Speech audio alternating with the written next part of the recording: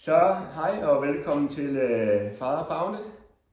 Det er jer, som ikke kender mig. Jeg hedder Brian Hjort, og jeg er director og founder af Father Founded, som hjælper børn, som har amerikanske fædre, tyske mødre, vietnamesiske mødre, filippinske mødre og mange andre mødre. Og det er børn, som er født i enden under Vietnamkrigen eller den kolde krig. Og Father Founded er jo baseret i Danmark og i USA. Og det betyder også, at vi hjælper børn her, eller unge, eller børn af amerikanske soldater, som er i Danmark. Og i dag har jeg den store ære at have Regina på besøg. Regina er en af dem, som hedder de brune børn. Hvorfor er det så det? Jo, hun er født i Tyskland med en afroamerikansk far, som er soldat, og en tysk mor. Og Regina var en af de børn, som nogle siger et uheldigt og heldigt kom til Danmark som illegal, uden dokumentation, eller med ikke rigtig dokumentation.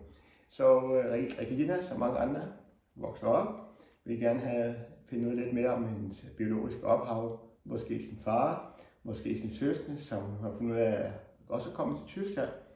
Så hun har jo været i kontakt med os, og hun opfylder Father Foundeds krav om at få en gratis DNA-prøve, fordi din far er amerikansk soldat. Så Regina er her med os i dag, og Regina, velkommen til. Tak skal du have. Og jeg synes, du skal have ordet og fortælle lidt om dig selv. Hvem er du? Ja, jamen jeg hedder Regina, og jeg er født i 1962 i Tyskland, Hanau am Main. Og da jeg var omkring 9 måneder, blev jeg adopteret til Danmark. Jeg har altid vidst, eller mine forældre har altid fortalt mig, at jeg var adopteret, og hvilket nummer jeg var i rækken af tyske biologiske søskende. Jeg har så fundet ud af, at udover at jeg har en far i USA formentlig, så har jeg faktisk også 2 brødre, som er blevet adopteret, eller i hvert fald taget hjem med deres amerikanske fædre fra Tyskland. Wow. Ja.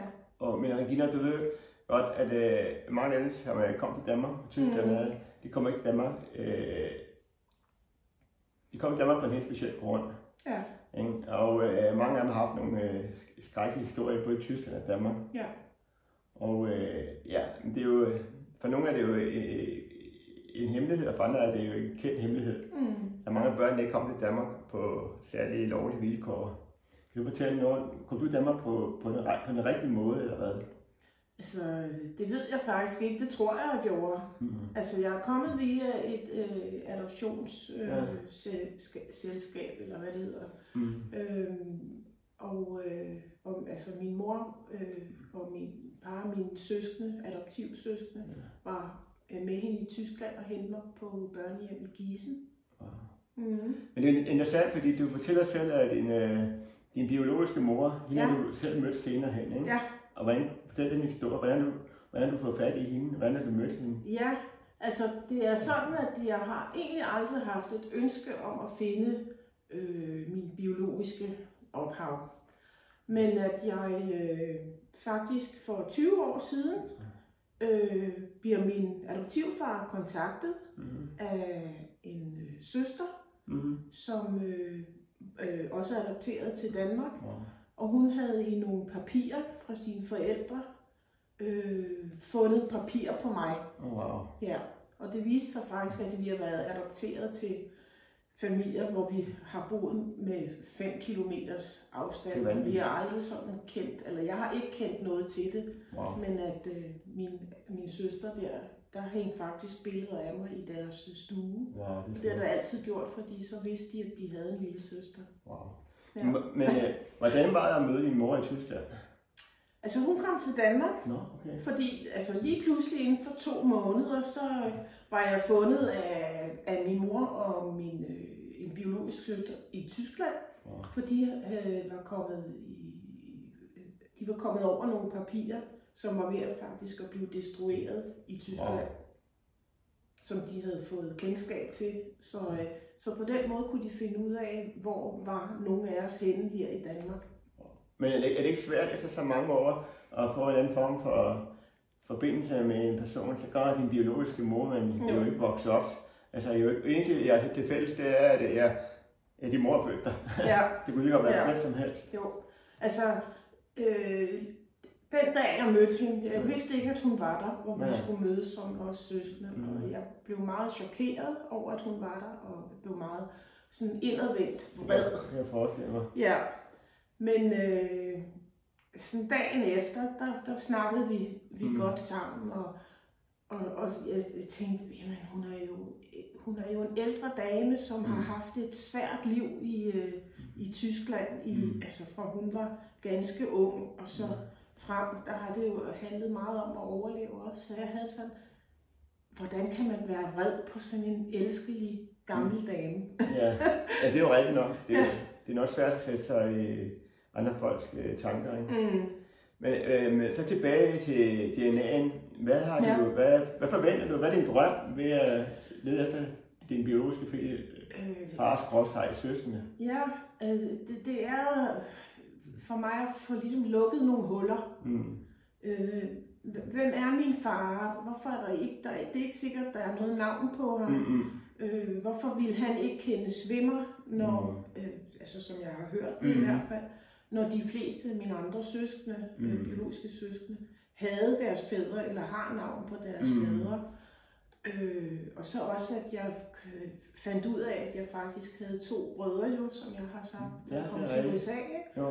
Og samtidig så synes jeg faktisk også, at det er vigtigt for mine børn at vide noget af historien omkring, hvorfor er mor her, og altså, fordi der har været mange ting, både i opvækst, både mine børns opvækst og mine egne opvækst, der har gjort, at det har ikke altid været let. Nej, selvfølgelig.